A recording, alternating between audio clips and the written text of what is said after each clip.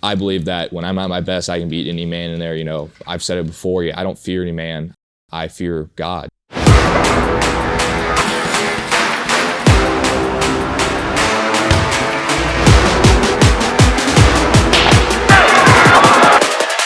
My name's Braden Aaron, and I'm an amateur MMA fighter.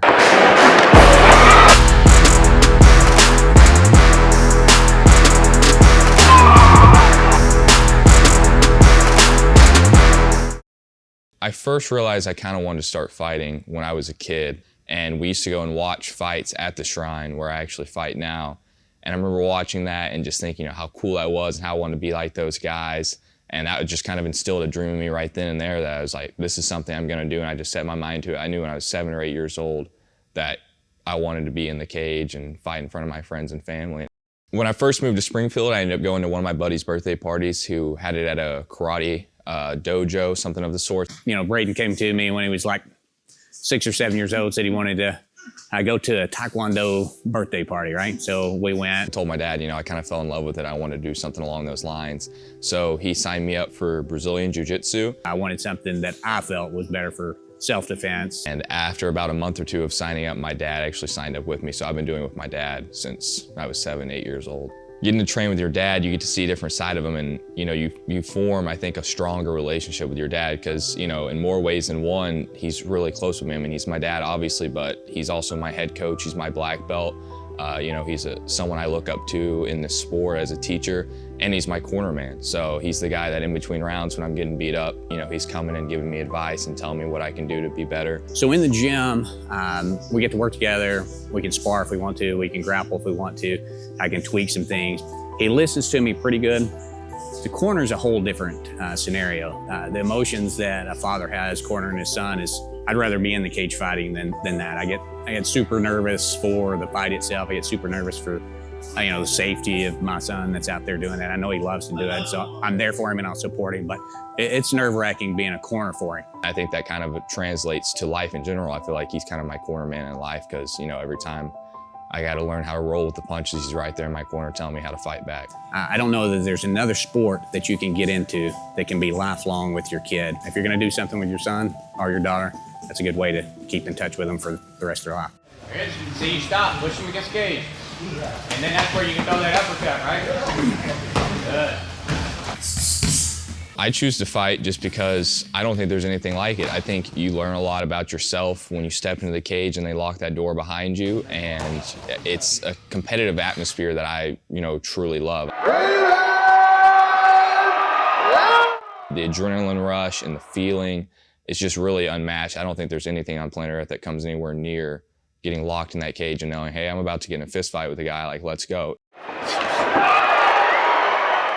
I really hesitate to ever flip a switch in the gym and turn into a violent person, but in the cage, you definitely see a different side of me. I'm a lot more energetic. Saves him here. Big shot and another 3 or 4. When that cage door locks, I'm a different person. As soon as the bell rings, I go back to being a nice, respectful guy, and I have no problems with that. I shake the guy's hand. We talk after fights all the time. You go from 1 minute trying to kill a guy to the next minute you're best friends with him. I've had 6 fights. I'm 4-2. My first fight was in Columbia, Missouri when I was 20 years old. The feelings were, nothing like I'd ever experienced before. I've been dreaming of that moment since I was a kid.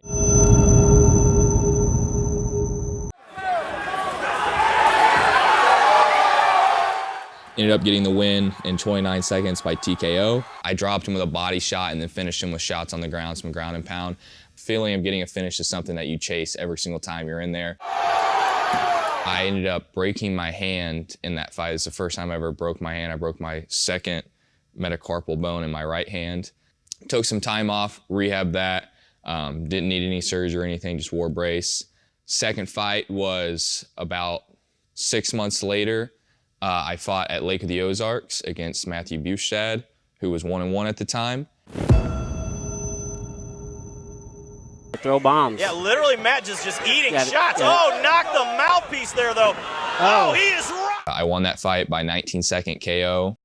Actually getting the knockout win in which, I was able to finish him on the feet was just a crazy feeling. I mean, there's nothing I can even say that comes close to describing it. I mean, it is kind of a primal moment. Saves him here.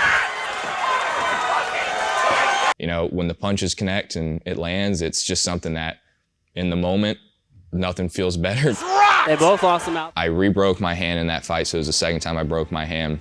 You know, doctors told me I probably would never fight again. You know, it just was an area of concern that they didn't think my bone would ever heal properly. You know, we just recommend you step away, and I just told them, I was like, look, that's not really a good enough answer for me. You know, the plan is to keep going, the plan is to keep fighting. So got the surgery, they went in, put a screw in it. My third fight was against Matthew Triboletti in Kansas City for Shamrock. That was for the 170 belt. Hand came out great that fight, no complaints there. Oh!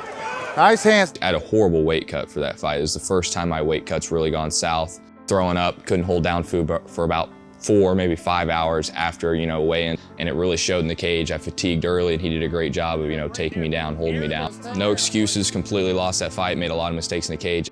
After that, we fought Keenan Brown for Synergy. Super different fight going into that one. That's a big, scary-looking guy.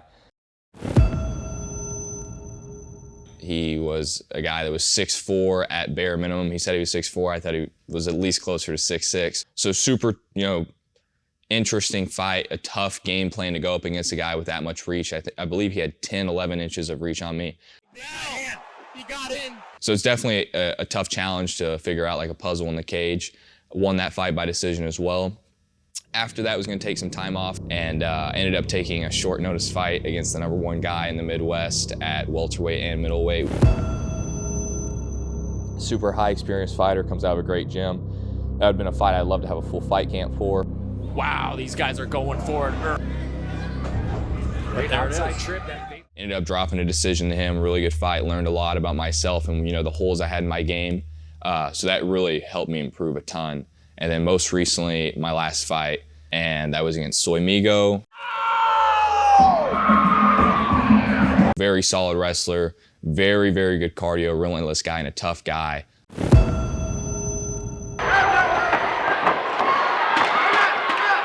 Honestly, I'd say probably the best chin that I've ever faced. You know, I've hit a lot of guys, and I think he took the punches better than anyone I've hit.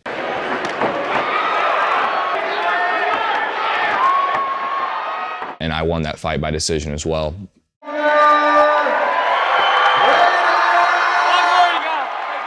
So we're 4-2. I have 2 knockout wins, 2 decision wins, and then both my losses are via decision.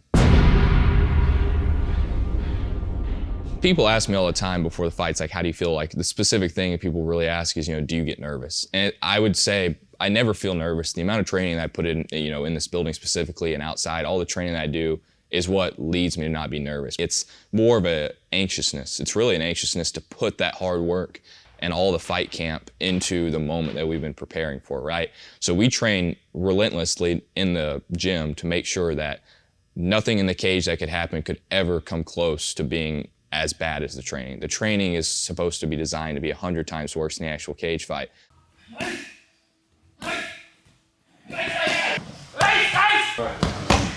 So I have no nervousness in the fight because I know I've experienced everything that I could have physically experienced, and nothing's going to be worse than what I've experienced in the gym.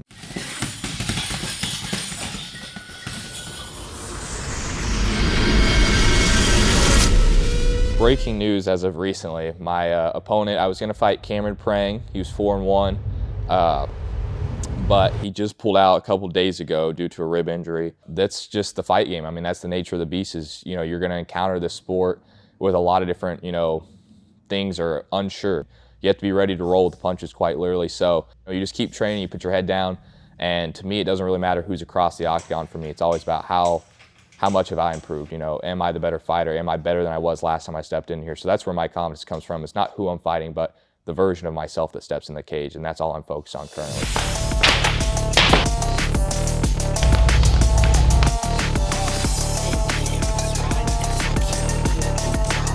A little bit of fight news. Fight got rescheduled. Found a fight for November 2nd, so a couple weekends later. So Braden's upcoming opponent on November 2nd is a heavy striker. He's 170. I think he's ranked number 8 in Arkansas right now. Pretty similar matchup, to be honest, as a striker, a guy who's taller than me. It is going to be a title fight for both of them. It's going to be 5 rounds. It's going to be the first time that Braden's went 5 rounds. Probably the first time for the other guy to go 5 rounds too. So it will be a long fight. So endurance is going to be a big deal. So cardio will play a big part of that. All the training and cardio we've been doing now gets ramped up a little bit more because I got 2 extra rounds. This guy's got a very heavy leg kick. He'll kick to the body. He'll kick to the head. I think his last fight was a knockout, really to the head from a kick. It doesn't really matter who's across from me in the cage with the way we train. I mean, some stuff changes in the fight camp and some technicalities, but the main goal is just to be the best version of myself. Braden's probably the only fighter that I've thrown to the wolves from day one. Normally I try to pick a match that looks pretty good on paper, going, hey, this guy's good at this guy's good at that, and we can pair you up and you won't die inside the cage, right? Braden I've never done that with. I was like anybody, anywhere, anytime. Got a ton of experience in the gym. He's a very tough kid. Technique's good. So we wanted to find the best that's out there.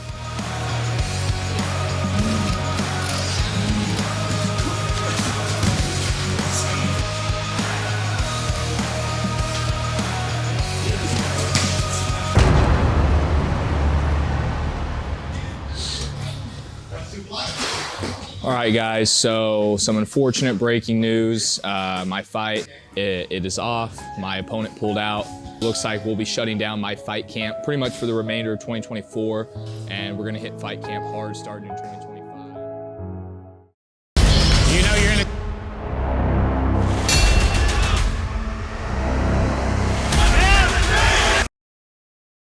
a... Right now, though, the main focus is our guy, Mo. I'm glad he gets this opportunity to shine. This is his debut.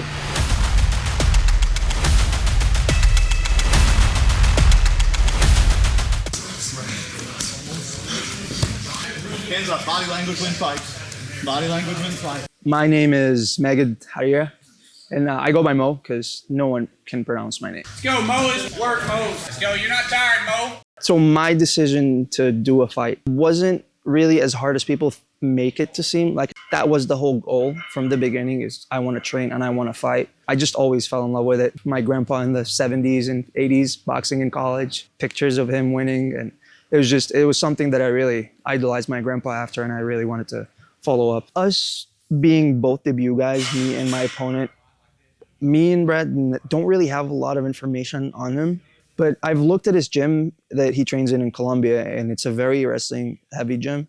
So he's definitely gonna try and take me down. Get him up! That's why I've been working a lot on defense on the wall, defense on takedowns, trying to keep my distance. One of the biggest quotes saying in the gym is, leave your ego at the door. This is not a street fight. We're not going mano a mano. We're not seeing who's more manly. No, we're doing techniques, we're rolling, we're doing stuff. I have to understand that what caused this. No, you got me. Training with Braden is hard, dude. It's hard. He's nice when he can be nice, but when he pushes the pace, it's very hard. It sucks. But that back. Circle off the wall. Get your side. HD is a monster in a form of a human being. He is the sweetest person off the mats. They had a big knot there. As soon as that bell rings, it is like a different person. A switch kicks in, and he beats the crap out of me.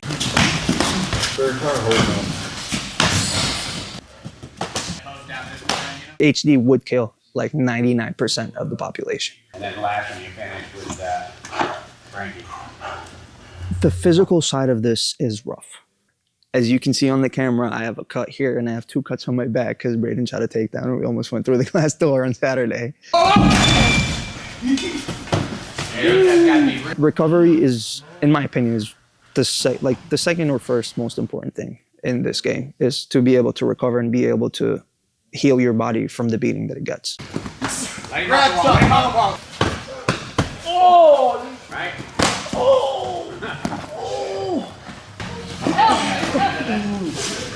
Especially being in a calorie deficit, your body is sore all the time. No. Losing 55 pounds, dude, sucks. It sucks. I've been hungry this entire camp. Cutting 13 pounds in 1 week. A lot of it's going to be water weight. Here we go. Come on, man. Come on. Come on. You got 2 more minutes in. 2 more minutes. It was miserable. It was miserable. The entire hour I was weight cutting, I wasn't allowed to stop moving. Helping Mo today with his last part of his weight cut. He's actually at a pretty good number right now. He's started here about 193.5, so my goal would be if we could get 5 to 6 off him tonight. Dude, I was so lightheaded in the last 10 minutes. But I just listened to HD's voice and I was like, okay, I'm just gonna do what he tells me. You just gotta do this for 3 minutes. Throw some kicks in there too. 45 minutes in this kind of suit, that's miserable, man. But you made it through. It's part of it, but it was difficult.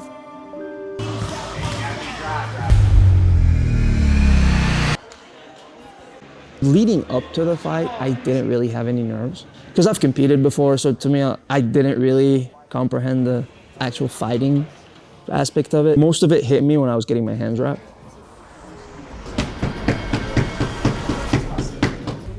I'm gonna fight somebody in like 30 minutes. He's not my friend. We're not gonna be nice to each other. We're both in there to hurt each other. No matter what anyone says to you, it completely overwhelms that. It's just your senses are all just extremely on lookout for everything. Leading up to the fight is just like a lot of noise.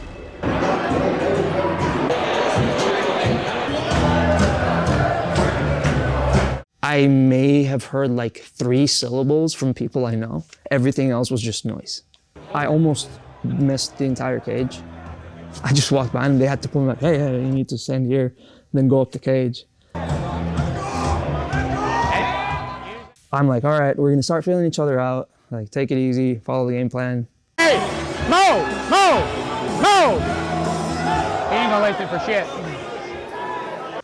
Apparently, Rad was shouting at me from the corner and I did not hear a single word.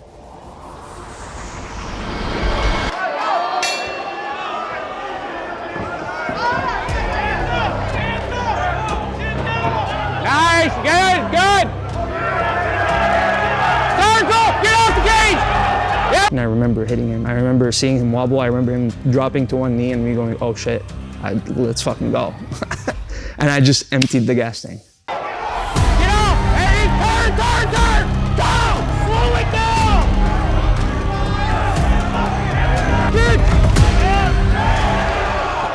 down! My hands were the heaviest of my entire life. Just like that, get the underhook! Get up! Sweep!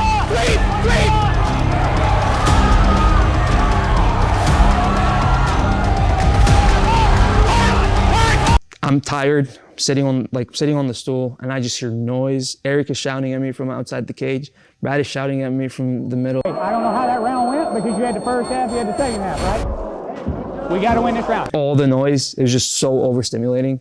You almost knocked him out a couple times. Very good. That's when everything starts getting a little hazy. Round 1, I remember the most clear. Round 2 and 3, I don't remember.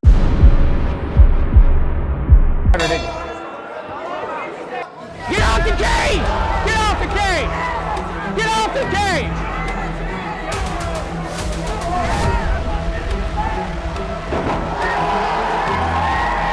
Good! Get off of him! You let him grab a hold of you again, right? And you clinched up and took him back and he lat dropped you, right? Do not let him get a hold of you, right? I knew going into the 3rd round, it was 1-on-1. You had the first half, you had the second half. I don't know how it's gonna go here.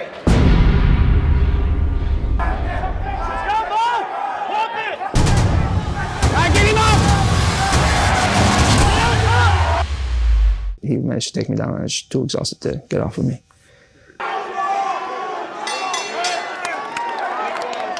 There we go, hey. You did more damage first and second, no doubt. 3rd he got, so we're gonna find out right here. Here. For your winner, this is unanimous decision. For your winner, out of the red corner, David.